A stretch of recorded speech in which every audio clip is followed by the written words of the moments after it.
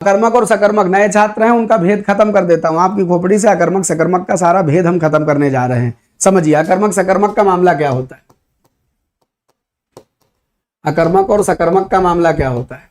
इस शब्द का मतलब समझ जाओगे, आज समझ लो, जीवन में कभी दिक्कत ना आएगी, आगे रोज क्लास में मजा आएगा। ठीक है। अकर्मक का मतलब होता है आ माने नहीं, आ माने नहीं, कर्म माने ऑब्जेक्ट, यानी ये है बिना कर्म, और कर्म के माने अंग्रेजी का ऑब्जेक्ट होता है बिना कर्म, और यह है कर्म के साथ, कर्म यानी ऑब्जेक्ट के साथ। तो अगर क्रिया जो है वो कर्म के साथ है तो सकर्मक क्रिया, और बिना कर्म क्रिया आ जाए तो वो अकर्मक क्रिया। अब यहां कर्म का मतलब क्या है, जो कर्म समझ जाएगा वो जीवन में कोई गड़बड़ ना करेगा। आप कर्म का मतलब काम समझ लेते हैं, याद रखिएगा कर्म और क्रिया दो अलग अलग बातें होती हैं। कर्म और क्रिया दो अलग अलग बातें होती हैं। जैसे आप कहते हैं राम ने रावण को मारा, रावण को मारा, तो आप बताइए राम कौन है, गुरुजी कर्ता है, सब्जेक्ट है। अच्छा, और रावण, और मारना क्या है, मारना क्रिया है। क्रिया किसको कहते हैं जी, वर्ब को कहते हैं, ये वर्ब है। और रावण कौन है, इस रावण इस वाक्य का कर्म है। कर्म किसको कहते हैं, अंग्रेजी के ऑब्जेक्ट को कहते हैं। ये बात अपनी खोपड़ी में रख लो तो कभी कर्म गड़बड़ाएगा नहीं। तो सवाल उठता है राम कौन है, राम कर्ता है। रावण कौन है, रावण कर्म है। और मारना क्या है, मारना क्रिया है। अब समझिए कर्म किसको कहते हैं, जो क्रिया के प्रभाव को झेलता है उसको कर्म कहते हैं। देखो ज्ञात से मुक्त होइए पहले, जानना जानने में बाधक है। आपने अपनी खोपड़ी में जो भर रखा है वो आपको जीवन में अकर्मक सकर्मक नहीं सीखने देगा। भूल जाइए, जो मैं आपको बता रहा हूं उसको समझिए। ठीक।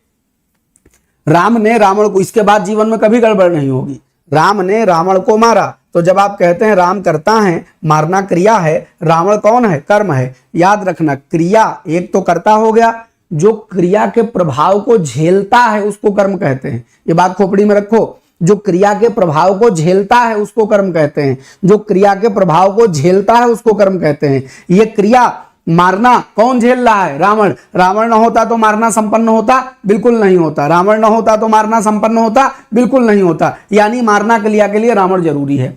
अब एक बात आपकी खोपड़ी में न जाने कहां से आ गई है कि वाक्य में खाली कर्मय होता है। बच्चा, वाक्य में सारे कारक आ सकते हैं, एक साथ वाक्य में सारे कारक आ सकते हैं। सुनो, राम ने रावण को बाण से सीता के लिए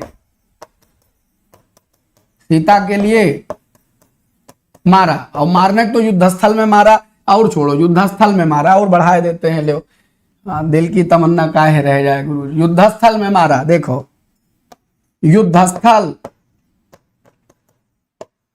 में मारा, बहुत जरूरी बात समझाते हैं, जब तक बात निपटान न कर लेंगे आगे नहीं बढ़ते हैं। बस यही एक गड़बड़ है हमारे में। राम कौन है, राम करता है गुरुजी। रावण कौन है, रावण कर्म है। और बाण क्या है, बाण साधन है, यानी करण हो गया, इसके माध्यम से काम संपन्न हुआ। सीता जी के लिए काम हुआ, सीता जी का हो गई, संप्रदान हो गई। जिसके लिए कार्य किया जाता है वो संप्रदान होता है। युद्धस्थल में क्रिया के करने का जो स्थान होता है उसको क्या बोलते हैं, उसको अधिकरण बोलते हैं। उसको क्या बोलते हैं, अधिकरण बोलते हैं। तो अपने दिमाग से ये बात निकाल दीजिए कि आपने रट लिया है, क्या रट लिया है कि वाक्य में खाली कर्मय होता है। अब समझिए, अगर शब्द के साथ में लगा हुआ है तो वो अधिकरण है, अगर उसके साथ के लगा हुआ है तो संप्रदान है, काम उसके द्वारा संपन्न किया जा रहा है तो साधन है, और जिसके ऊपर काम संपन्न हो रहा है उसको क्या बोलते हैं, कर्म बोलते हैं। जिसके ऊपर काम संपन्न हो रहा है। अब मैं इस वाक्य में आ जाता हूं। अच्छा, तो आपने देखा राम ने रावण को मारा, मारने के लिए जरूरी है। अब अगर रावण जरूरी है, अब मैं आपसे कहूं राम हंसे, ये कहीं ना, अच्छा यहां ऐसे देखिएगा, क्या देखिएगा, आप कहिए रावण हंसा, रावण हंसा। अब मैं बहुत सिंपल बात पूछ रहा हूं, रावण जोर जोर से हंसा, रावण खाली हंसा। अब अगर मैं ऐसा वाक्य बोल रहा हूं कि रावण हंसा है, रावण जोर जोर से हंसा, तो आप बताइए इस मारना क्रिया के लिए हम कहें राम ने मारा, तो आपको लगेगा, आप कहें राम ने मारा तो आपको लगेगा किसको मारा। ये मारना क्रिया अकेले राम के बस की बात नहीं है। ये मारना क्रिया के लिए कोई रावण होना चाहिए था जिसके ऊपर जाके तीर लगे। मारना क्रिया के लिए कुछ होना चाहिए था, लेकिन जब मैं कहता हूं रावण हंसा, अब रावण जी भर के हंसे, अट्टहास करके हंसे, नाच नाच के हंसे, कूद कूद के हंसे, छलांगे लगा लगा के हंसे हमारी बला से। क्या इस हंसने के लिए रावण यानी कर्ता के अलावा कोई जरूरी चीज है इसमें? इस हंसना क्रिया संपन्न करने के लिए कर्ता के अलावा कुछ चाहिए? नहीं चाहिए। तो यह क्रिया बिना कर्म के अपना काम संपन्न कर रही है, यह क्रिया बिना कर्म के वाक्य में आ रही है, तो इस क्रिया को कहते हैं अकर्मक क्रिया।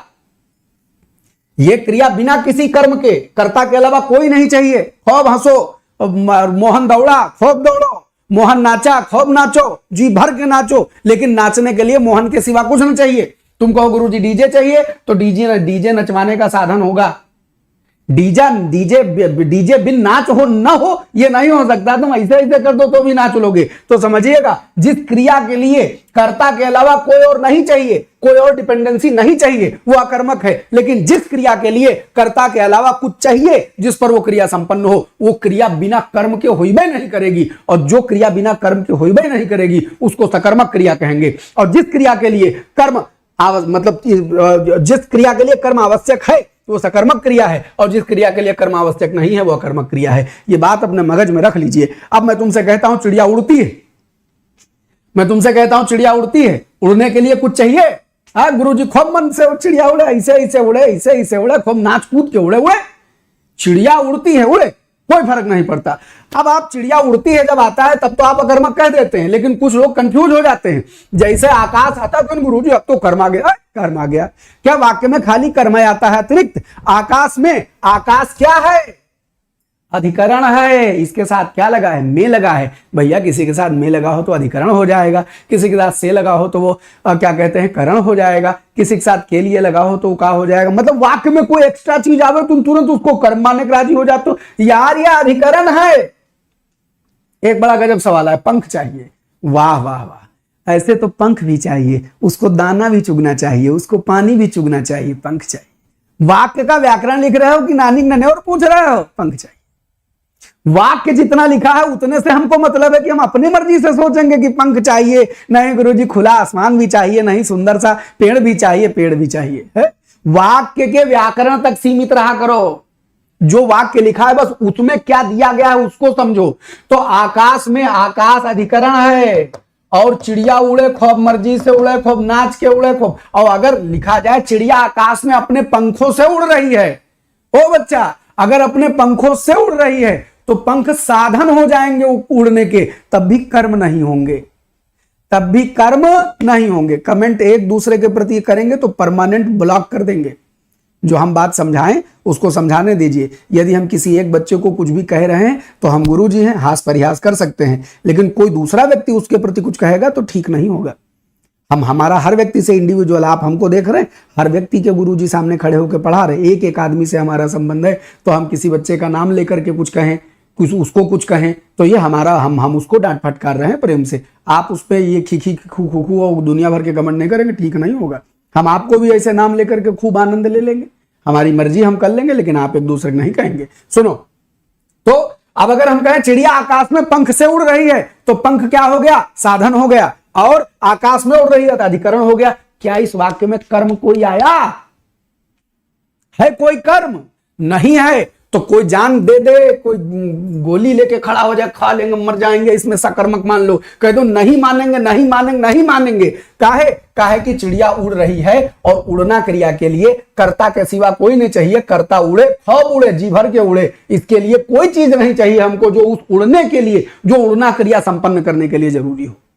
अब ये बात समझ में आ गई एकदम क्लियर कि इफ वी हैव, गेहूं पिसता है, अपने मन से पिस रहा है, क्या वाक्य के अकॉर्डिंग कोई पीसने वाला है? नहीं है, तो अकर्मक क्रिया है। वो सॉरी क्या कहते हैं, जब गेहूं पिसता है अकर्मक क्रिया है।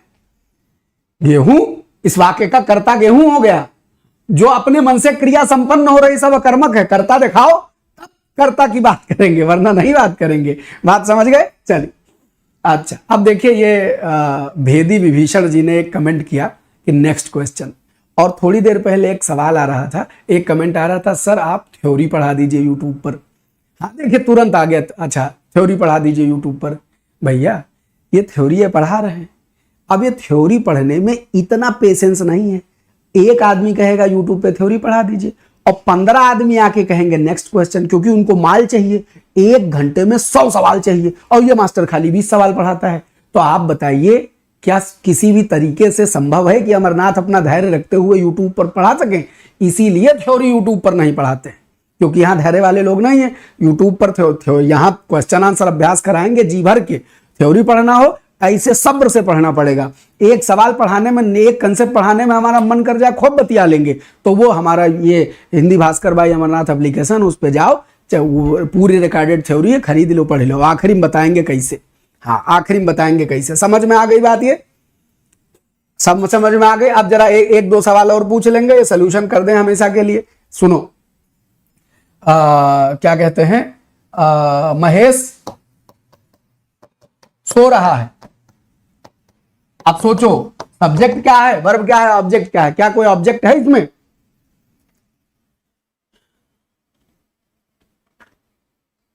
क्या कोई ऑब्जेक्ट है इसमें? नहीं जी, ये तो करता है, ये करता है। और खूब सो गए, अपनी मर्जी से सो गए। सोना क्रिया के लिए क्या सब्जेक्ट के अलावा कुछ चाहिए? नहीं। वाक्य में सीधे सीधे कह दो अकर्मक क्रिया, खत्म। अब आ जाओ, हम कहें महेश पलंग पर सो रहा है, पलंग पर सो रहा है, तो अब तुमको मालूम है कि भैया वाक्य में कोई दूसरी चीज आ जाने का मतलब उसमें जरूरी नहीं कि कर्म आ जाए। ठीक, महेश करता है, पलंग क्या है? क्या है तुम्हारी हिम्मत कि तुम कह दो ये कर्म है? नहीं, यह अधिकरण है गुरुजी। अगर ये कर्म होता तो विचार करते हो, ये नहीं है, क्रिया दी गई है, अब भी ये कर्मक है। पलंग पर सोवे, नाच के सोवे, कूद के सोवे, बेड पर सोवे, जमीन पर सोवे, जहां तुम्हारी मर्जी सोवे, हमारी बला से। क्रिया कर्मक थी तो अकर्मक है।